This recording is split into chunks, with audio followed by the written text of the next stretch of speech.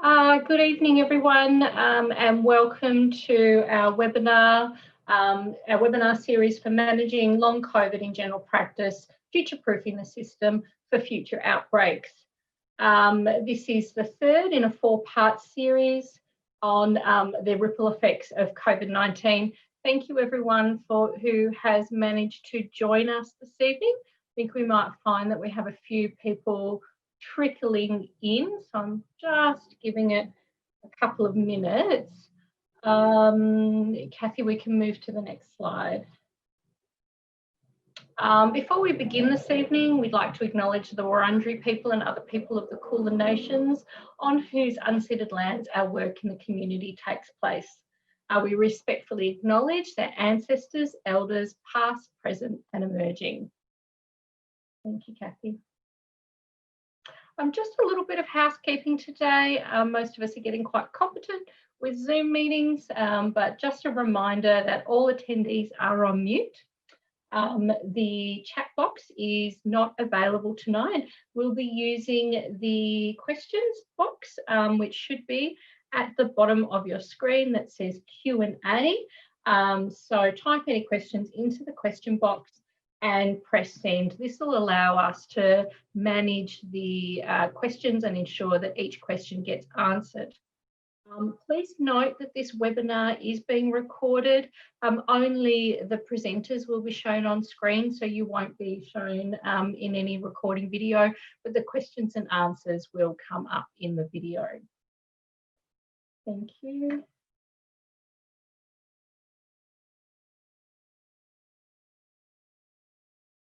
Would you like to move to the next slide, Kathy? I'm going to hand over now to Dr. Penny Gaskell. Penny is a clinical director and GP liaison medical officer at Eastern Health, and Penny's going to get us started for the evening with the agenda and setting the scene. Thanks very much, Penny. Hi everyone, I'm just laughing because I have two dogs here and my son's trying to get them out of the room so they don't distract me, so I'm sorry about that. Oh, Penny, I think we're all getting used to that sort of thing. I was just trying to get them out of the room. Thank you, thanks Narelle, and thanks to the PHN for the opportunity to talk today. I'm looking at the names online and I recognise many of the names, so welcome everyone. It's a shame we can't meet together in person, but this is the best we have at the moment. So just quickly to go through the agenda. So as you can see, there's quite a lot in tonight's presentation. I will talk to you for a little bit about a couple of the COVID programs that we're doing. Then we introduce Shae Cooke, who's one of the wonderful physiotherapists who will do a presentation really based on long COVID, which probably is new to a lot of us. And then we welcome our Austin colleagues to talk about a couple of other programs for COVID response. And if possible, we'll hold questions until the end. I do find that that works better and we do have a bit to get through tonight. So next slide, please. Yeah, that's me. So most of you will know me through my GP liaison role. But in the work that I've done in COVID, it's mainly been with my clinical director hat on. So I guess just before we start, when I was putting these slides together, it really was a really good time of reflection. I think to give us all credit, it's been a really, really tough year. There's been an awful lot of work done in the COVID space, and it's really great to be able to, day 28 of 0 cases.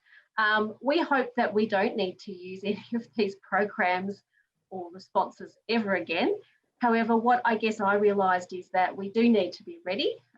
We do need to be ready to go, and we are far more better prepared now than we were 9 months ago. And that the overseas experience tells us that COVID doesn't just go away. So I think what I would really think about is it's a great time to take a breather, reflect, prepare, and hopefully we don't have another wave. But yeah, a lot of work, but hopefully we don't need to use it. So just to go through, there's a couple of, I'm going to focus on the first two responses. We've got Paul Yates who will talk about the aged care, and Adam Horsburgh will talk to you later about the public health units. So that just gives you a bit of an overview. So the next slide, please. All right, next slide again. So COVID positive care pathways, some of you may be familiar with this. Essentially, the background for this is that when we had, particularly early in the second wave, a lot of positive cases didn't present to hospital. They were essentially quite well, but they really fell through the cracks. And I know that most GPs perhaps weren't even aware patients had tested positive. That's certainly the feedback that I got.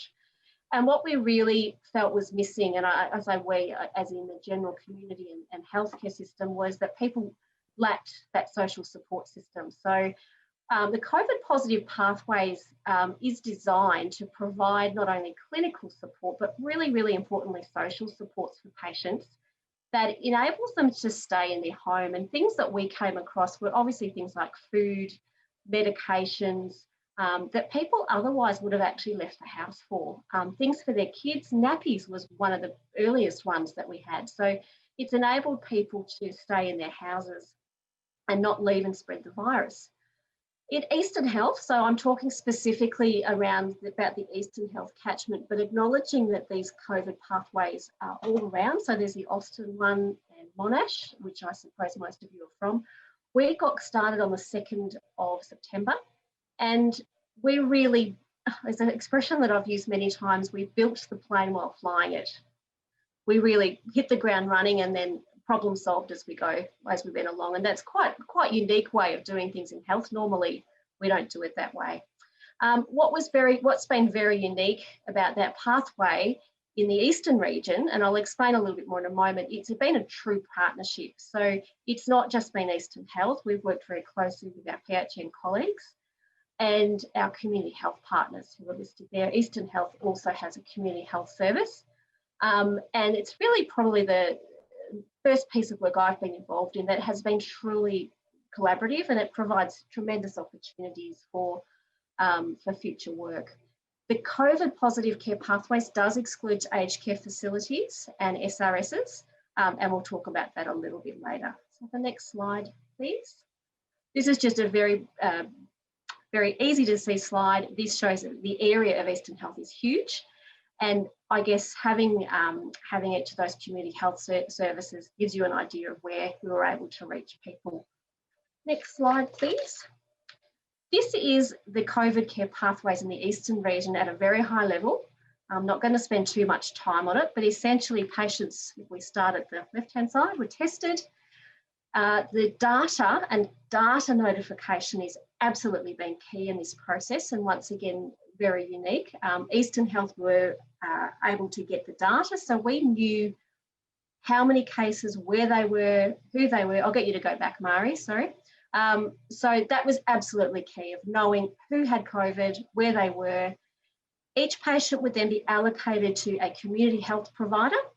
The community health provider would do an initial assessment, and the initial assessment not only included clinical information, but that psychosocial information as well. And then they undertook a risk stratification, and I'll come back to that in a moment. After that, patients were allocated to low, medium or high risk. Patients who were deemed low risk were able to be managed in the community, so that's with community health daily contact and GP involvement. Those in the medium risk were escalated to either our hospital in the home or our hospital admission risk program, or high risk patients were in hospital. We didn't tend to see many too high risk patients, they tended to already be in hospital. Probably around 80% of patients did fit into that low risk group, about 12 in the second and about 8% in the third category. So majority of them were able to be managed. The key to this one too was also the box at the other side. Patients would often go from inpatient down to HIF, down to community. So there was a model where they could move in and out depending on their clinical need. The next slide, please. Very brief. Now we've run out of patients, which is an awesome problem to have. So once we got all of our models going, and everywhere else, of course, has been the same, but it just gives you a little bit of a graph. Key to this too is patients obviously did need to consent to the program. We did have a few that did not consent. So we've collected a lot of data to track it, but it's flatlined at the moment, which is fantastic. Next slide, please. So the gap that was identified through the COVID pathways was these high-risk housing areas. So next slide. And this includes public housing, and you'd be familiar with the towers in North Melbourne, which was a very well-known example. SRSs, and we certainly had outbreaks, particularly in the Lilydale region, rooming houses, caravans, hostels. And we found these group of patients were often very vulnerable. They were often disadvantaged. They perhaps had poor health literacy, perhaps English as a second language, and shared facilities. We found, particularly in rooming houses, once one person got it, it spread like wildfire. So that was probably the biggest part of our work, was trying to manage these outbreaks. As of recently, as the last couple of weeks, the department have commissioned many of our community health services to undertake this work, and it's absolutely vital in our, should we have a third wave. And the purpose of this is actually right at the beginning. It's actually doing a risk assessment right at the beginning, prevention and preparing for outbreaks. And I think the one thing that hasn't been included there is early identification and then responding. So it's really aiming to get in there, prevent and early identification, which will be greatly needed if we have another outbreak. Next slide, please. So, and next slide again. So what we're here for is to work out what GPs' role are. And I think as we've gone along this journey, in the beginning, I felt, and I got feedback from many of you, that GPs were probably left out. I know certainly there were challenges over PPE, challenges over how are you going to see patients. Of course, we didn't have telehealth item numbers right at the beginning, so we've come a long way. But I guess once again, this is my reflection, and I'm very keen to hear what anyone else, what their perception is. But this is what this is, I guess, where I sit right now. Obviously, GPs are essential at picking up potential cases and testing. I've put with an asterisk the ongoing care of COVID negative, because I think my mindset was a little bit, or they're negative, so therefore out of sight, out of mind. But of course, people do have pneumonias and they do have other conditions. And obviously, as a GP, our role is to look after their ongoing health needs. And obviously the ongoing care, and I'm going to focus a little bit here on the acute and leave the post-acute later. As we've discussed, community health will be liaising with the GP. So that perhaps hasn't happened all that much at the moment, but that's certainly part of our model. Daily assessments, and I'll talk about RACF in a moment. So we use a RACF tool. We only started using that at the end of October. And I was just commenting to the group before, we've only had 2 GPs, or 1 GP with 2 patients use it to date. So it's a data capture tool. The next point is escalation for clinical deterioration, and that's obviously a GP's bread and butter. And assistant with clearance, a lot of you may not be aware that, I think it was the end of October, that GP information from GPs actually assist the department to clear the patient. So those people in the low risk group were previously all cleared by the department without GP input, but that has now changed. Those in the medium and high risk will be cleared by often the hospital clinicians. And of course, post-COVID care is something that we're going to focus on this evening. So next slide, please. Just a brief note on RACF. Some of you may have heard of RACF. It's a data capture tool. It's a bit like SurveyMonkey, but with increased privacy and security configuration, so it is safe. What will happen should your patient test positive? You will be contacted, or your clinic will be contacted. A link will be sent to, I don't think we can text them, I think we worked that out, to an email address, which may be either your clinic email address or your personal email address at the clinic. And then you fill in some questions related to that patient. You can only access those patients that are yours. And if you don't fill it in, you get a reminder. And what we've often found is that clinics perhaps will probably need to put in a clinic email address rather than a personal one, because of course we all like to have time off. So just to bear in mind that we've only used it, we've only just started using it, and this may change in future. We're not quite sure as yet. Next slide. Now this is taken from Health Pathways, which I'll talk about in the end. At the end. So really assessment of COVID positive patients. I'm not telling you anything you don't already know. Obviously assess the patient for red flags, any risk factors, and there is a list of symptoms, and of course people often are asymptomatic, as we know. Next slide, please. So I did say before I would just briefly mention the risk stratification tool. Once again, this has come from Health Pathways. In the COVID positive pathways, we do have a slightly bigger list, but this just gives you a sense of how patients are stratified. It obviously depends on their age, their comorbidities, and their symptoms. So this just gives you a very, very brief overview. Just to, I guess, a bit of my experience has been, we've had, as I said, most patients in the low group, in the low risk stratification.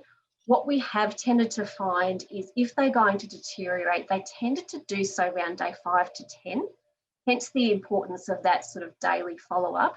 And often when they did deteriorate, they deteriorated pretty quickly. We could talk to someone in the morning and then find out the next morning that they'd gone to hospital. So I guess that was kind of my experience. And usually if they deteriorate, it was often respiratory symptoms as well. However, you know, I think some of the overseas data where they've got a lot more cases will probably provide us with some more information as time goes by. All right, just to make another point, I think what was really interesting that we found is we had a number of people with English as a second language with COVID, often in those rooming houses. And the Community Health Service is doing a fantastic job at providing education, and the education particularly around what to do if you get sick. And I guess it showed me that you can't make assumptions. We had, I think it was even three patients who didn't know how to call 000, who didn't know what to do, and they in fact needed to go to hospital. So I think that really kind of brought back the importance of that community health and not making assumptions that people know what to do. So that was just something I think we found quite unexpected. Next slide. Once again, this is on Health Pathways. This is for yourselves if you have a COVID positive patient. So this is for COVID only. It's not for every other inquiry. So otherwise they won't be happy with me. Obviously, call 000 if the patient's unwell. If you did have a patient with COVID and you wanted some quick access to advice or hospital in the home, this is a special number for COVID only. And for paediatric patients and pregnant women, there are slightly different pathways. Should anyone be unwell, however, 000 is the answer to that. Next slide, please. Just going to touch base on this, and I know that Shae's got a fantastic presentation coming, so I've kept this quite brief.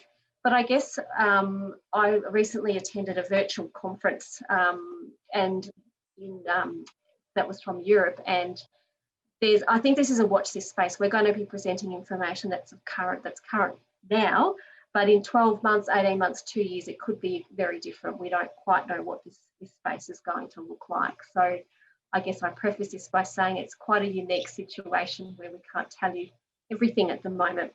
But in terms of post-COVID review, once again, this is taken from Health Pathways. We would recommend a face-to-face, given that the person most probably hasn't been physically seen. Obviously taking a history, and I've popped in a couple of extra things, mental health, because I think what we've seen is patients are quite anxious having COVID because of the unknown, and they often feel there's a bit of a stigma attached as well. So some of the work that the community health is helping them with that. And of course, we all know about the social implications work and all those other things that have gone with this time as well. Examination, and obviously it depends on their comorbidities. I haven't popped that in there, but obviously assessing their other health issues. Examination obviously will depend on their symptoms and the comorbidities, and investigations as well. These are just dependent upon their current symptoms.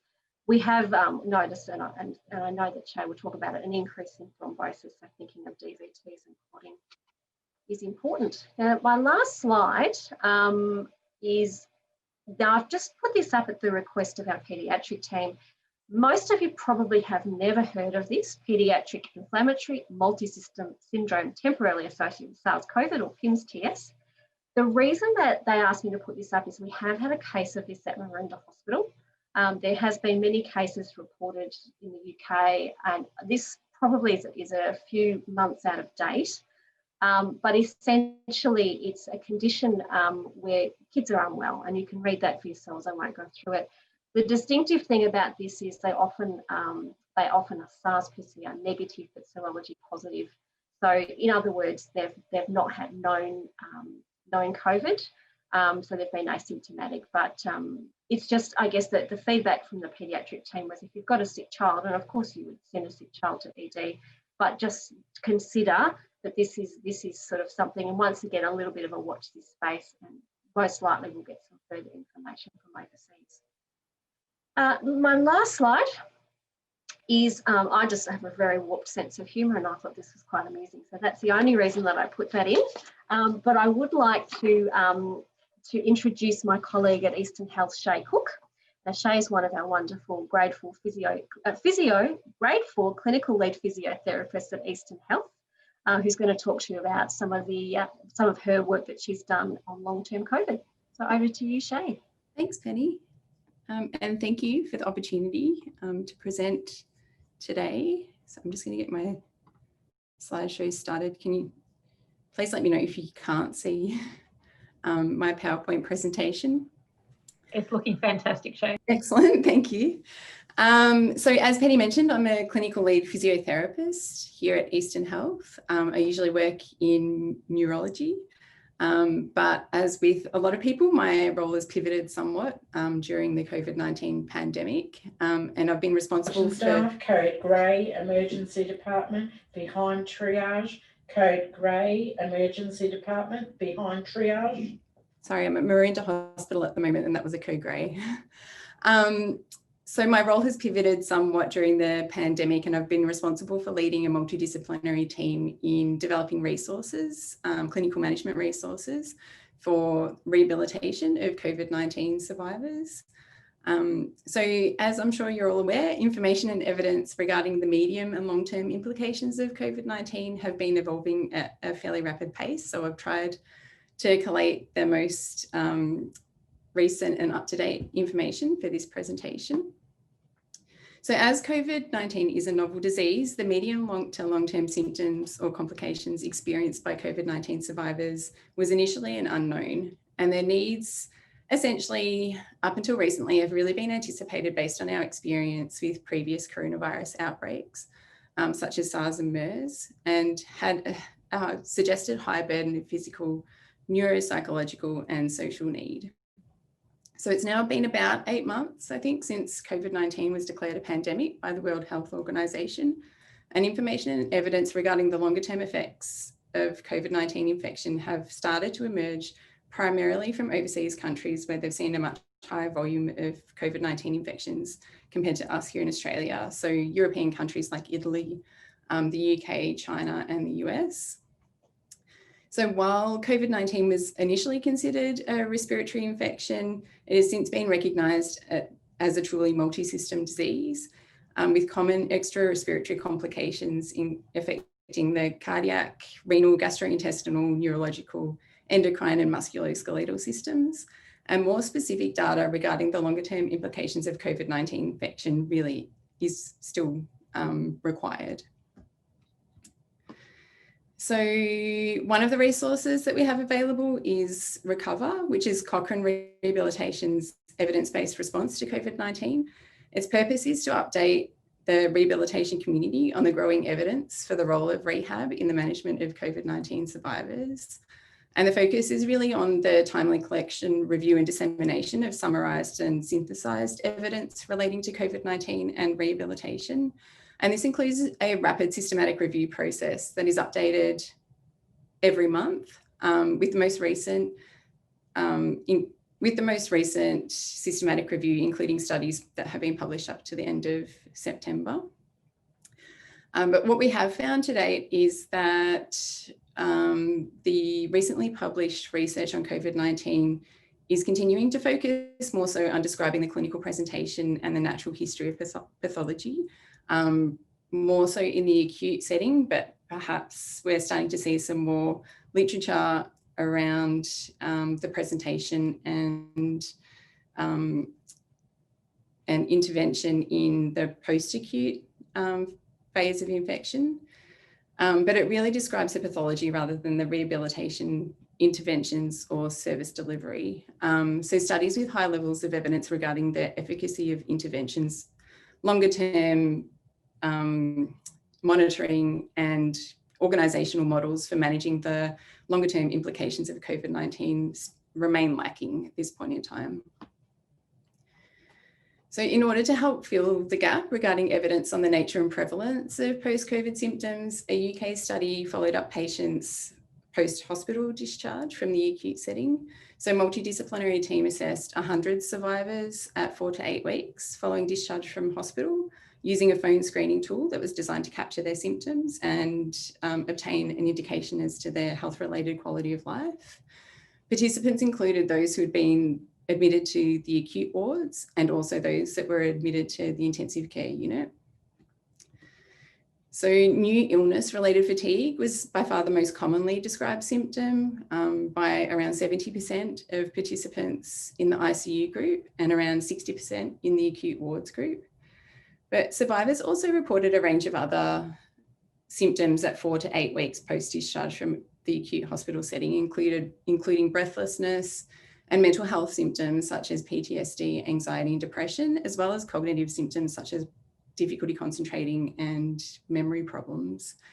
And similarly, an Italian study has followed up approximately 140 individuals, I think it was, at about 7 weeks following an acute hospital discharge, and found again that about 50% were reporting ongoing fatigue, 43% breathlessness, and about a quarter of those participants were continuing to experience quite significant joint pain. So this gentleman is an epidemiologist by the name of Tim Spector, and he's a science author in the UK. His team at King's College in London have developed a symptom tracker app in collaboration with a UK health science tech company called Zoe. And this app collects data from both those COVID-19 survivors who required hospital admission, as well as those who didn't, and has revealed some really interesting information about the virus so far. So longitudinal data has been harvested by the app from around 4,000 participants, including those who were admitted to hospital and those who were not. And an October update suggested that the data collected from this app indicates that about 1 in 20 people with COVID are likely to experience symptoms for 8 weeks or more. So symptom clusters have been identified through use of this app that indicate the patient's most likely to develop what's become known as long COVID, where they're experiencing symptoms such as fatigue and breathlessness for many weeks or even months following everything ranging from a very mild to infection, not requiring hospital admission, to the more severe infections requiring ICU admission.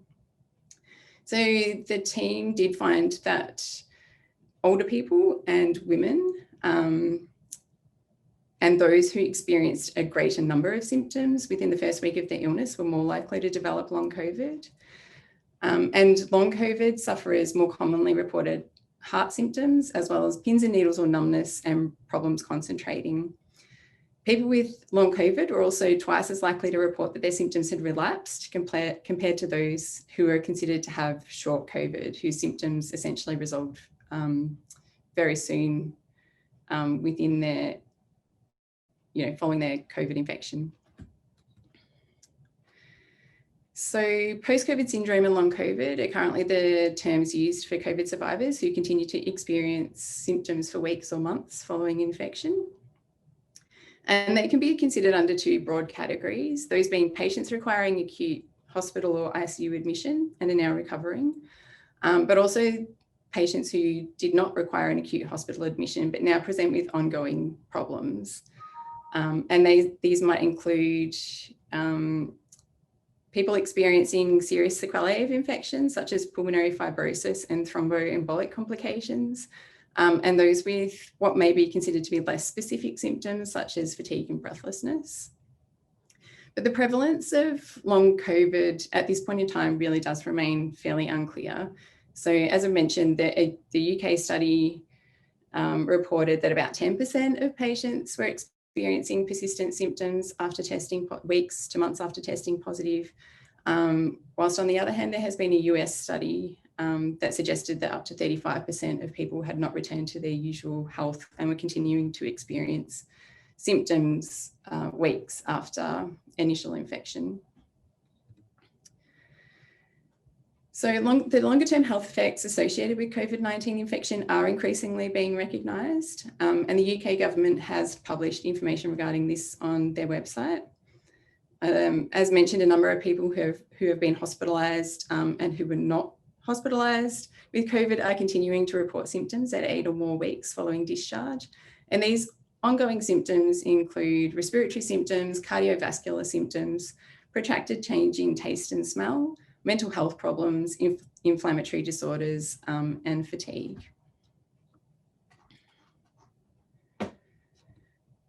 So given the predominance of fatigue as a reported longer term symptom, I thought it might be useful to talk a little bit more about post-viral fatigue.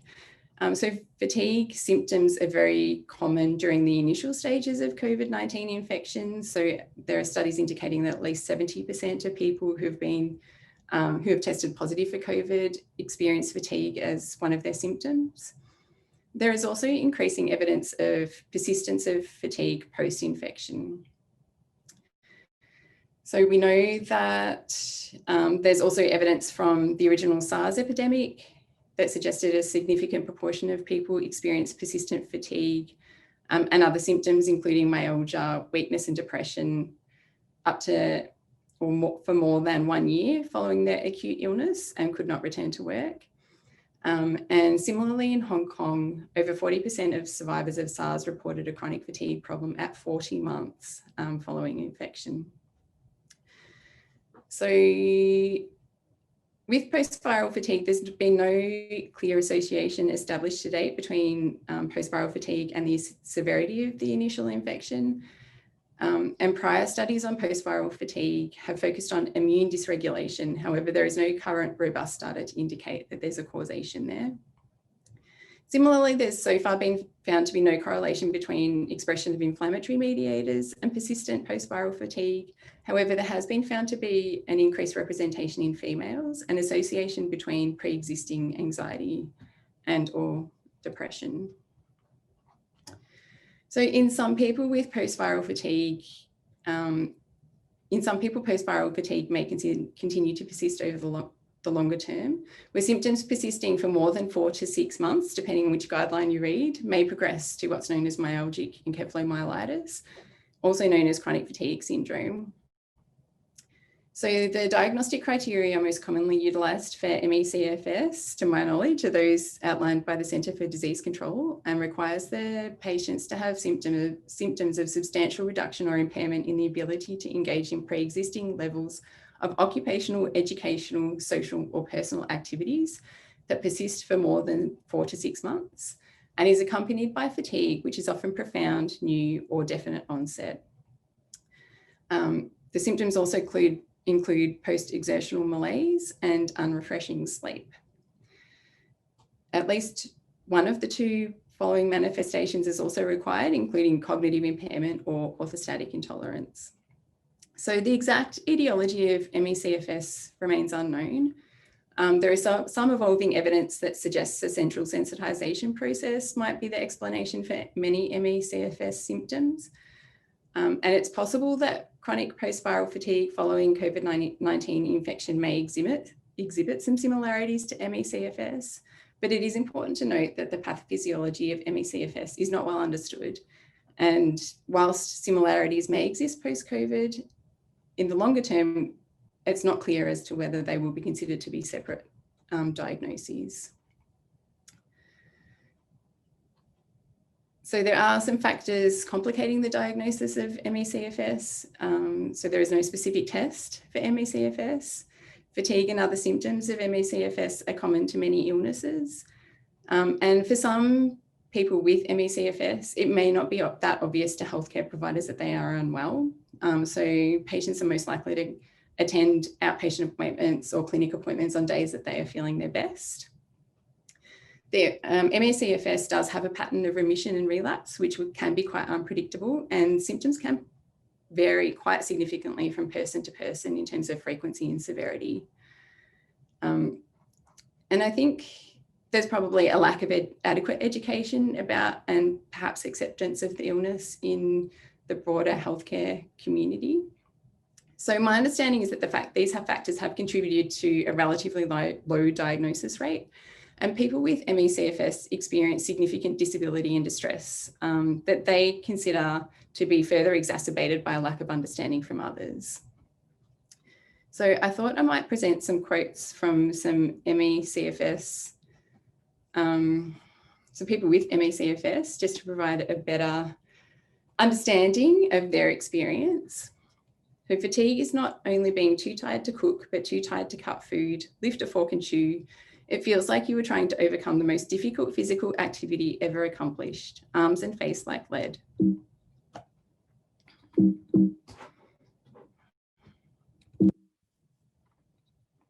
ME/CFS is the quicksand of illnesses. The more you try to escape using brute force, the more stuck and sucked down you get. I don't want to be a bed person anymore. I want to be a walking person, a working person, a jogging person, a showering person, enjoying nature person, meeting family person, going on holiday person, just a living person. So being a physiotherapist, I'm going to talk a little bit about physical activity as part of the non-pharmacological management of ME/CFS. So essentially, intervention for ME/CFS aims to improve and sustain the improvement of any limitations of normal daily life activities. And exercise therapy has long been advocated as an intervention for ME/CFS. There are several hypotheses as to why exercise therapy might be considered a preferred treatment. One of which is the deconditioning model, which assumes that the syndrome is perpetuated by reversible physiological changes, including deconditioning and the avoidance of physical activity. And therefore, it suggests that physical activity should reduce the deconditioning and facilitate recovery. So some exercise therapy programs, known as graded exercise therapy, are designed to gradually reintroduce the patient to the avoided stimulus of physical activity or exercise. And it's thought that graded exercise therapy may reduce the increased sense of effort during exercise by reducing the proposed central sensitization process occurring with ME/CFS. So a lot of the recommendations in various guidelines around the management of ME/CFS have included graded exercise therapy as a recommendation. And this has been primarily based on one particular randomized control trial that was published in 2011 called the PACE trial, which looked at comparing adaptive pacing therapy, cognitive behavioural therapy, graded exercise therapy, and specialist medical care for chronic fatigue syndrome. So this study concluded that CBT and graded exercise therapy were moderately effective outpatient treatments for chronic fatigue syndrome when added to specialist medical care. However, the PACE study has been criticised by both healthcare professionals and people with ME/CFS due to major flaws that are claimed to raise concerns regarding the validity, reliability, and integrity of the study. So, as I mentioned earlier, this study had significantly influenced recommendations in guidelines regarding the management of ME/CFS, including guidelines that have previously been published, I should say, by the National Institute for Health and Care Excellence. So in the absence of reliable results from the PACE study, NICE are actually undertaking the process of reviewing their recommendations for non-pharmacological intervention for ME/CFS and are proposing that graded exercise therapy should no longer be recommended. So they're basically suggesting that people with ME/CFS should not be offered any therapy based on physical activity or exercise as a treatment or cure, or any program such as graded exercise therapy that incrementally increases physical activity or exercise. And what they are recommending instead is that people with ME/CFS should have access to a coordinated multidisciplinary team of healthcare professionals for assessment and management based on the person's needs, including health and social care professionals. So I think it's important to note here that evidence regarding fatigue associated with COVID-19 has not been reviewed in the process of developing the proposed updated guideline regarding management of ME/CFS. And so I think it is worthwhile being aware of this when potentially applying these guidelines in the longer term to COVID-19 survivors. However, there really is an absence of any other evidence at this point in time to indicate that there is any other intervention that would be more beneficial. So is it safe to exercise in ME/CFS? So at this point in time, it's being recommended that a physical activity program for people with ME/CFS should only be considered for those who are ready to progress their physical activity beyond their current activities of daily living, or would like to incorporate physical activity into the management of their ME/CFS. We do have other guidelines available to us at this point in time regarding the medium to longer term management of people who continue to experience respiratory complications and complications associated with deconditioning or a reduction in their ability to undertake their normal activities of daily living as a result of COVID-19 infection. And so these guidelines are essentially what are providing guidance to our community rehabilitation clinicians at this point in time regarding the management of people recovering from COVID-19. But to really understand the rehabilitation and longer term needs of COVID-19 survivors, we're really waiting on more data and research, including longitudinal studies, a better understanding of the pathophysiology and intervention studies to demonstrate what actually works, particularly considering that the multi-organ and system nature of COVID-19 infection. What has been one of the really positive changes in service delivery, obviously, as we're all aware of, associated with the COVID-19 pandemic, has been the rapid emergence of telehealth and telerehabilitation as a potential means of delivering care to our patients, and that is something that is really valuable to those who are recovering from COVID-19 who are not for various reasons able to attend face-to-face outpatient clinic appointments or therapy appointments due to the nature of their ongoing symptoms, etc. And that brings me to the end of my presentation. Thank you, Shae. Thank you, that's fantastic. And we might invite Shae back in 12 months and see what else you can find. So thank you so much for that. I know that everyone would have gotten a lot out of that presentation. So don't forget to pop questions in the chat box. We'll have time to answer them at the end, but I'm sure you've got lots of questions. So our next speaker is Dr. Paul Yates from Austin Health. He's one of the consultant geriatricians who's going to talk to you about the aged care COVID-19 response. Over to you, Paul.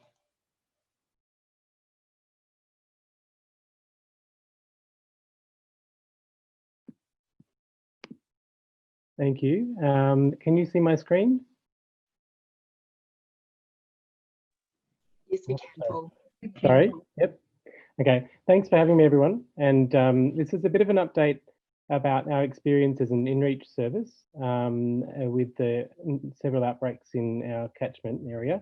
I'm not going to speak specifically about the proposed hub response and the model of hub response. I think Adam might speak to that a little bit, but I'm happy to take questions about it offline if need be.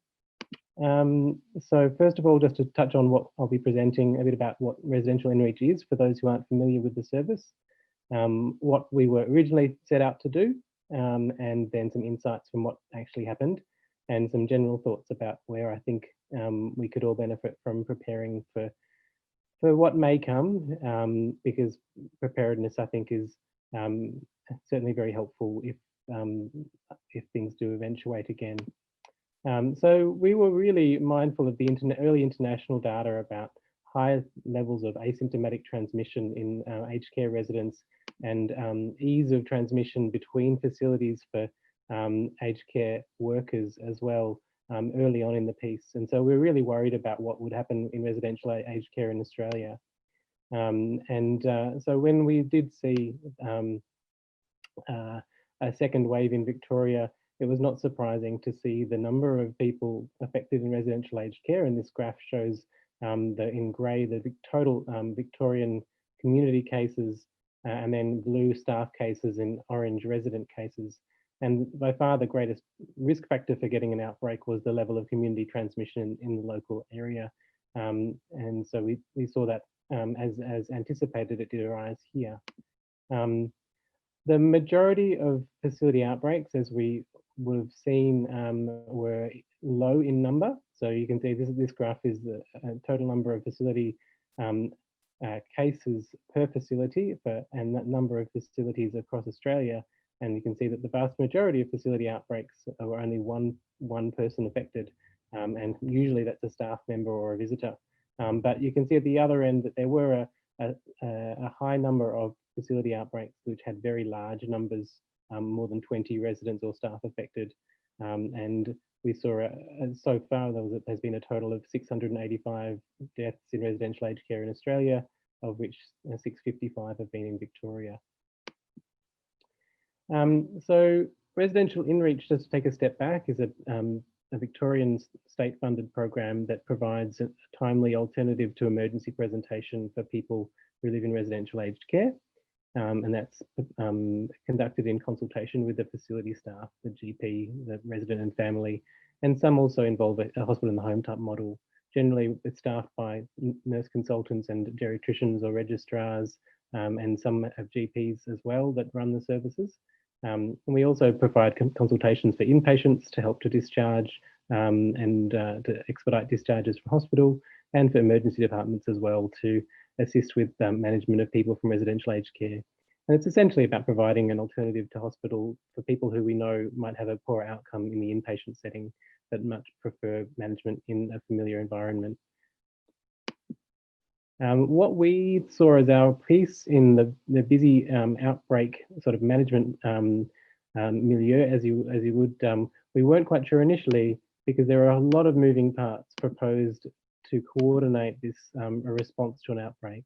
So you can see as I'm clicking, more and more groups and bodies are appearing on the screen, and you can see that included the facility itself, the Commonwealth, Quality and Safety Commission, the Public Health Unit, brokered Commonwealth supports, including inReach Pathology, Crisis Workforce, DHHS Aging and Carers Branch, and of course then the Local Health Service, which includes inReach and other supports. As you can see, this is a program that involves multiple sort of interdependent systems, some very saturable as it turned out in terms of their capacity. And then add to the piece later was the VARC addition to the piece to try and really take a helicopter view of what was going on, and the cluster, or now renamed hub response model, which is being proposed as an alternative. So there were lots of places where communication could break down. Clinical care and primary care was really left on the sidelines in many situations, and GPs were largely sort of left out of the conversation. It wasn't very scalable when there were lots of multiple things happening at once. And there were some things that could have been anticipated that possibly weren't as well as they should have been. So things like the capacity to respond to furloughing of a large number of staff, and the loss of institutional knowledge when you lose a lot of familiar staff, both for systems and also for residents. Oops, my auto update. So now the proposed VARC hub response model has been proposed as an alternative to be more sustainable and locally aware. So what we've done both under the old and the new system as an InReach clinical service is to make ourselves known to facilities and offer regular support. As per business as usual, we've seen a lot of change to usual business over this time as well. In the outbreak setting, we are now part of the initial hub response. So we identify and approach the facility and the GPs who work at the facility to determine what the plan will be. We'd like to get to know each facility and their GPs to understand what their model of practice will be in usual practice and also during pandemic times if we have another wave, and identify key roles and ways to hand over. And also have a regular daily presence, whether that be in person or over the phone, because we've found that during outbreaks, even minor outbreaks, there's a great deal of disruption to continuity of care and regular staffing, and usual good care can sometimes be compromised just because there's a lot else going on. And so we've found that even for outbreaks that didn't have any residents positive, by attending the facility regularly, we averted some very significant avoidable transfers to hospital, and were able to complement what the usual GP was able to provide in that situation. And of course, identifying the best way to communicate with residents and families, which is a really big problem during these sort of fraught times. This is just a slide looking at our hospital, what the presentation rate has been historically for people from residential aged care, and to see what the impact of the COVID pandemic has been. And you can see these are our facilities in the Austin area presenting to emergency, usually between 100, 150 per month. And you can see that with the start of the first wave, people stopped coming to hospital. And that was partly because we were becoming increasingly busy with our activity, but also partly because there was a fear of hospital and there was a lot of change to usual practice in nursing homes. So this is our service activity with us visiting to support facilities during this time. And we've seen that we've been quite busy because of the change to business as usual, and I guess a disincentive to coming to hospital as well. This is a similar numbered slide. So this is during the time that we've been collecting data on COVID and suspected COVID, and you can see that from the first wave, there's been a consistent number of cases of suspected COVID week by week, and then with the second wave, we saw a large number of actual COVID. But we're still seeing, people who meet criteria for suspected COVID quite a bit, and I think we should remain vigilant to that. What we found from the outbreaks that we've managed to date and from the people we've seen with suspected COVID, so we've seen at least sort of 5 big scale outbreaks, over 150 people with COVID managed in their facilities or through their facilities to date. We tended to admit some to hospital and some not, depending on the situation, which I'll talk to in the next slide. Generally speaking, if people have mild illness and they don't receive a treatment, don't need a treatment that doesn't have to be given in hospital, then it can be managed in the facility provided the staff can manage it, and the infection control can be maintained.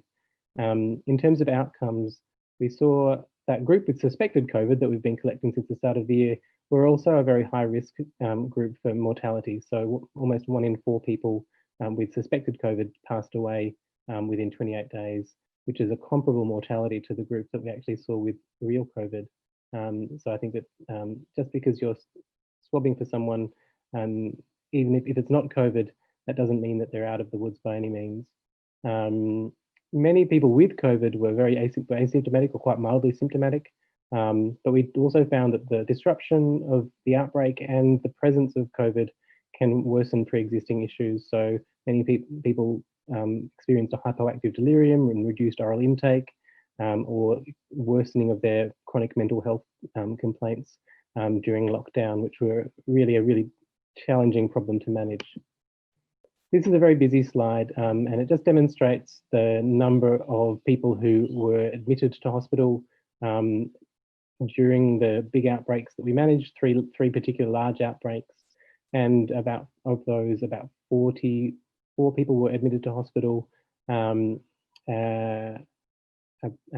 of those, the vast majority were able to be managed in a controlled way without the need for unplanned or emergency transfers. So by maintaining a close contact with the GPs in the facility and a regular presence at the facility, we've been able to identify those who really will benefit, or it's most consistent with their goals of care, and the management will change if they were to come to hospital, or those who present infection control risks that would benefit from coming to hospital, such as people with wandering behaviour with dementia, for example, and electively bring them in rather than have unplanned emergency presentations. The first facility here in the orange, they did have a high proportion of emergency ED presentations, and this was our first outbreak. I think we learnt from that that really taking the initiative and being proactive with our engagement was able to reduce unplanned presentations. But at the same time, there was also a ramping up of the VARC response, which brought on additional beds in other facilities, such as private hospitals, to enable people to be electively transferred out when facilities were in some duress. Nearly done, but so just to wind up, so our experience to date, we did tend to see that with those who did develop severe symptoms and significant hypoxia, the prognosis was quite poor, but not everyone that we saw with significant illness did die, which, as we've mentioned, we did see that at this point in time, the interventions that would be offered in hospital for the vast majority of residential aged care residents would be able to be offered in the nursing home, including dexamethasone, oxygen, antibiotic trials, Clexane fluids, and other symptomatic treatments. So people were quite keen to take that up, provided the facility were staffed and capable to deliver these, and that basic care needs were being met. And during the early phases of the second wave, that wasn't always a guarantee. And as I said, the vast majority of people actually would prefer to have these trials of treatment in their familiar setting, because certainly the hospital is an unfamiliar setting and there's not staff around them that they would know. So they often would say they'd much rather have the treatment in their usual place than go to hospital. I guess a point about discussing management with residents and families, some points that we sort of picked up along the way. First, I think was really important to acknowledge the distress in disclosing the diagnosis of COVID, particularly at the time when it was there was a lot in the media and it was all very raw and sensational. At that time as well, it was off the back of a lot of sadness because there's a lot of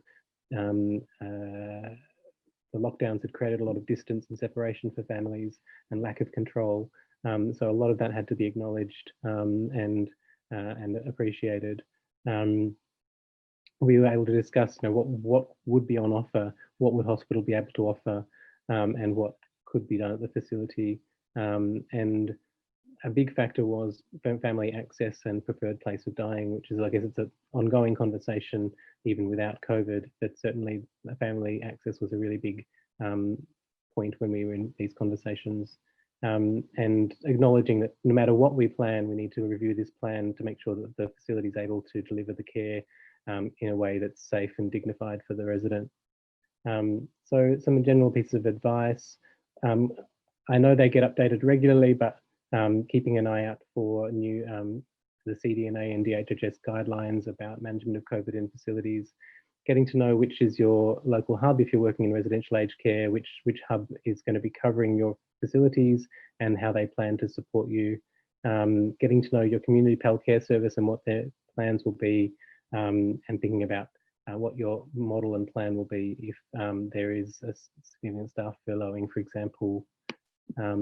These are just general pieces of advice, though I think about deprescribing, drug burden, NEBs, and plan for wandering people with dementia. And mainly, if you do a swab, having a plan for what you'll do if it's positive. Be aware we're all in this together. This is a slightly out of date slide now because the world seems a lot happier, but still a point that we should take, that we're all in this together, and outbreaks were not easy on anyone, particularly the staff who are going in and working at the coalface. So being kind to them and kind to yourself in all of this. And lastly, I'll just put my details there. What we've been doing prior to COVID, but we're continuing to do it during COVID, is to try and encourage engagement with our GPs and facilities. So we'd really be keen to hear from anyone who has experience of management of people ResiCare hospital interfaces, experience with InReach care, and experience with outbreaks. If people are interested in contributing their thoughts, we've got an online survey, and people can participate in telephone interviews. So if people are interested, please drop me a line and I can pass on more details. Thank you. Thank you so much, Paul. Really appreciate it. I know a number of you do work in aged care, so very happy for you to pop some questions in the Q&A box. Our final speaker this evening is Adam Horsburgh, who's the Chief Executive Officer of Austin Health. Welcome, Adam. Thank you, and good evening, everyone. I appreciate that your meeting's running a bit late, so I'll try and be brief. And this is hopefully just the first of a number of times when we'll get to speak to you about the Public Health Unit initiative in a different forum. So, as you may know, the government have announced that there will be 3 metropolitan local public health units. So one based at Austin to cover the northeast of Melbourne. The other 2 are based at Monash in the southeast, and Western Health obviously for the western suburbs. And essentially the department's policy direction is that the public health function, which is traditionally being centralised at the department, will over a period of time be decentralised into those 3 metropolitan public health units, as well as 6 that will exist in the regions based across the 3 regional health services. As you may know or may have heard so far, the North-East Public Health Unit will cover a catchment of just under 1.9 million people. So essentially it will be the catchments of Austin Health, Eastern Health, Northern Health and St Vincent's. So it's a significant portion of the population of metropolitan Melbourne. In this first 12-month period, the focus is obviously on response to COVID, and particularly contact tracing and outbreak management for COVID. But the intent very clearly from the department is that over time, the remit for the local public health units will expand to other communicable diseases, and then beyond that to the full range of public health functions. In terms of the timeline for establishment, the Premier announced these back towards the end of September. And for the past few weeks, we've been working on the very early design of them. In particular, at the moment, the focus between now and up until the end of this calendar year is on the recruitment of our small team of contact tracing staff, so up to 20 contact tracing staff for the Northeast Local Public Health Unit to start with, plus a director, so a clinical director, a medical director for the service. Initially, that director role will be for a 12-month appointment, and that's the case not only in the Northeast, but also in the West and Southeast as well. And that's with a view to the fact that there is that COVID focus in the first 12 months, but beyond that, the focus will be much broader. So we've all made the decision to recruit a director for 12 months and then to recruit a substantive post in the second half of next calendar year. So that's really the announcement and the focus in the short term. Probably the key message that I wanted to give tonight was that while this is being initially based, through Austin Health, with what may seem like a very hospital-based model, we all believe very clearly that the success of this in the long term will be to make this a really community-based model. And so we are very keen over the next little while to engage with not only yourselves, but more broadly across primary care, also with community health services, who I spoke to a group of this morning, local government, and a whole variety of other community-based organisations, so that over the next 6 to 12 months, we can start to design a model for public health in the Northeast cluster for the future that will really be much more closely in tune with and aligned with the needs of our local communities. So that's our commitment, really, that we very much want to work with you and other community-based clinicians to help both design this and then in the longer term to deliver the public health function for the northeast of Melbourne. So I'm aware that the time this evening is very short, so that was an extremely brief overview. I'm certainly happy to attend another one of these sessions, and also the soon-to-be appointed director, very happy that they could join one of these sessions as well if you're interested to hear more. But as I say, I anticipate there'll be many other forums where we'll get the opportunity to discuss this. But if there is just a little bit of time this evening, I'm happy to take any questions that anyone may have now. Thank you. Thank you, Adam. Sorry. Any questions? So I notice the question box is empty. Now is the time. We do have a few minutes. I know many of you do work across catchments, and many of you work in public health. We've got all of our speakers available, so very happy to answer. I notice Liz Murdoch is also there. I know Liz is the acting operational lead, I think. I'm trying to remember the title. Yeah. So Liz is one of our divisional directors for our medical services division. Hi, there you are. On top of that, Liz has been the operational lead to help get the Northeast Public Health Unit established. And at the moment, it's been very much aligned with our infectious diseases team. So through Professor Lindsay Grayson, who's done a great deal of work over the past few weeks to help get this established. But longer term, it will form a unit and a division, a part of Austin Health of its own, because it will grow to be quite a significant sized unit. Fantastic. So there's been, as I started my presentation with talking about reflections and how it's a good time to reflect and prepare, it's interesting that all the presenters today have had a similar view that really we've worked very hard to get to where we are, but we're certainly making preparations for the future, and I think increasingly GPs will be part of that response. So I can't see any questions. Going once, going twice. I'm sure there must be some questions. Yeah, I'd be happy to ask a question of Adam, and obviously Adam, I'm Narelle Quinn, Executive Director at Eastern Melbourne PHN. Obviously with GPs and practice managers, etc., in the room today, thinking about the role of GPs in the response. Austin's had a fantastic use of the COVID Monitor app with the response. Do you have any thoughts about the use of that type of GP-led monitoring, moving towards, providing input into clearance for other communicable diseases? Is that sort of part of that wraparound model you're building? Yeah, we would very much like to do so. Yes, I mean, this is early days, but yes, we would like to use, some of what we've learned and applied during COVID to both other communicable diseases, and there may even be the opportunity, I think, to use those models and some of the technology that we're now developing to support management of other patients with different chronic diseases into the future as well.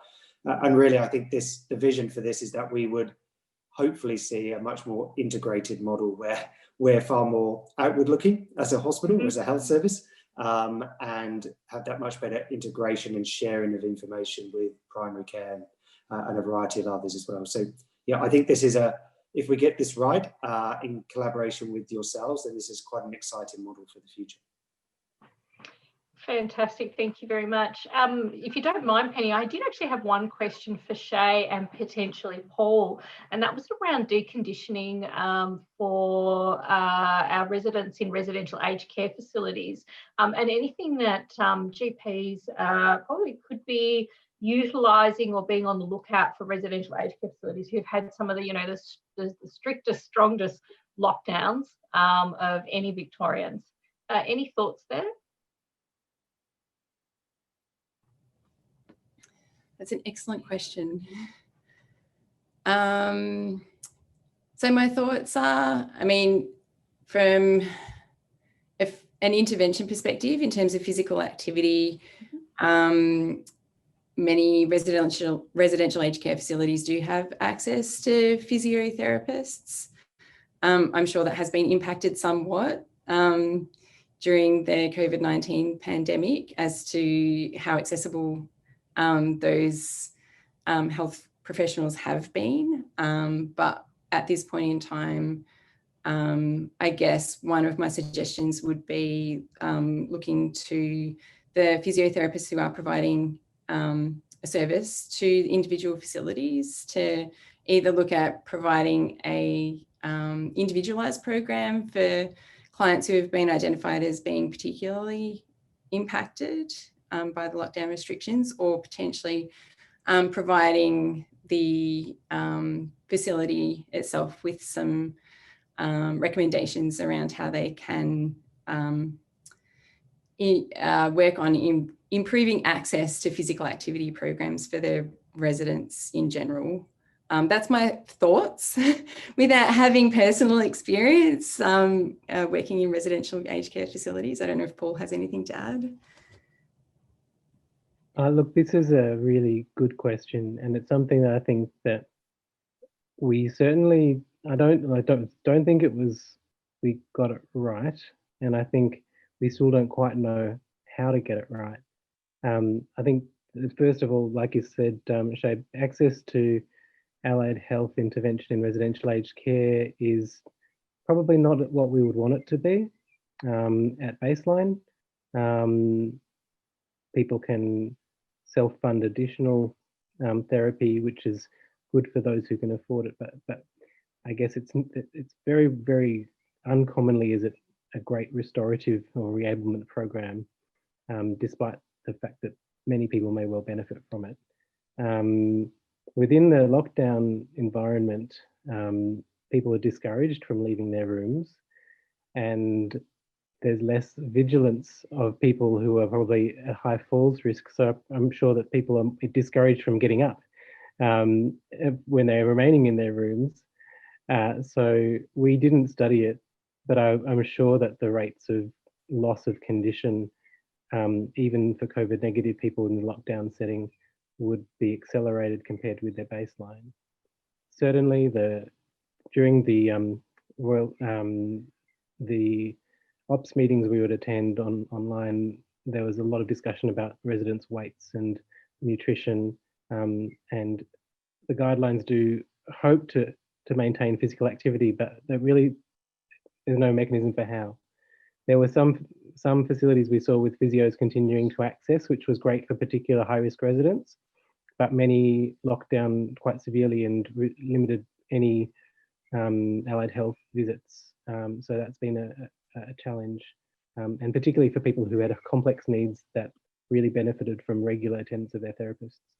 And I guess the last thing is that, touching on Shae's presentation, the reablement of people who've had it and avoidance of long-term complications, I think, is another big picture that I think if we were to do this again, which we may yet, I'd hope that we can think a bit more about some of these factors. I have a question for Shae. I presume this is for Shae. So Nick has asked, regarding exercise prescription, who is the best to prescribe and how are the studies poorly designed? So I'm assuming this question's around exercise prescription for ME/CFS that I touched on. So there really isn't any robust evidence that indicates that exercise therapy for ME/CFS is effective, as I suggested. And the one randomised controlled trial was,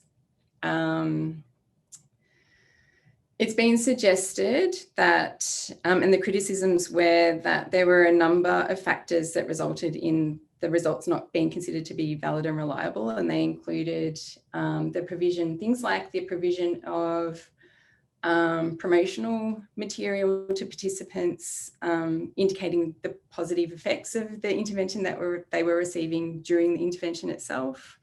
There was one researcher who was claimed didn't report a fairly significant conflict of interest, and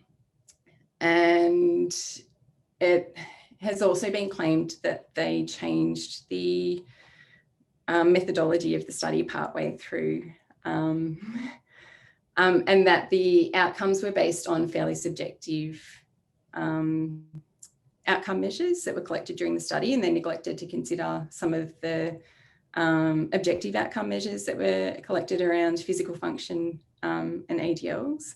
And so getting to the question around who's the best to prescribe activity, I would suggest that if you're looking at someone who's experiencing symptoms following COVID-19 infection that is limiting their abilities to undertake their usual daily activities as a result, that they are referred on to, ideally, a multidisciplinary team who can, would be best placed to identify what their specific needs are, and any exercise therapy intervention be prescribed by a healthcare professional such as a physio or exercise physiologist, based on that individual's specific needs.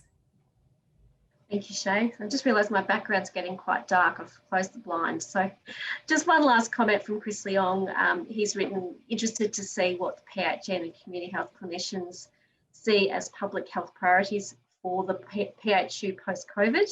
And he's putting his hand up for something like Hep B screening as well as lifestyle support. So I think we're all interested, Chris, as to what these public health units will look like. I know I certainly am, and I'll probably take Adam up on his offer for future presentations. Just, I guess, before we close off, I know that some slides just to highlight the information I presented on health pathways. I think, are those slides there, Mari? Just as a reminder. Maybe they're not there. Just as a reminder for the GPs to access health pathways, which is coming up now. So each of the regions, depending on which region you're in, oh, there we go. Someone's just turned the light on. That's very kind. Thank you. Each of the areas, the regions have got their localised pathways, which is of course important for depending on where you're working. There's also information on both acute and post-COVID or long COVID. Do you want to flick to the next slide? And as I said, in particularly, and if you need access and haven't already got access, you can request that easily by emailing PHN or going to Health Pathways, the email address. Next slide, I think is the last one. Yep, so if you're outside, you can use other ones. And just as a reminder that you will get some CPD points and a certificate will be emailed, and I understand there is a survey at the end of this. So please do take the time to complete that. It really does help tell us how we've gone, have we met the needs of you, and also what further sessions you'd like in the future. And there is another webinar next Thursday. So Nara, did you want to close out, or would you like me to thank our panel? I'm more than happy for you to thank I'll our leave it panel, to you. Penny. I will just note that next week's presentation is around suicide prevention and as some of those other mental health impacts of the pandemic and the ripple effect of the pandemic. But happy for you to close. Thank you very much, Penny. Okay, I'd just like to thank the PHN for the opportunity to present, but particularly thank Shae, Paul and Adam as my co-presenters this evening. And very happy to, I'm happy to stay back for 5 or so minutes, but also equally happy if you've got any specific questions, you can certainly email either myself or Narelle is nodding her head, so I don't know whether she wants emails. But I think it's probably worth revisiting things should we get additional cases in the future. Hopefully we don't. But thank you for everyone's hard work during this very, very difficult time in healthcare. And Merry Christmas to everybody. Hope you all get a break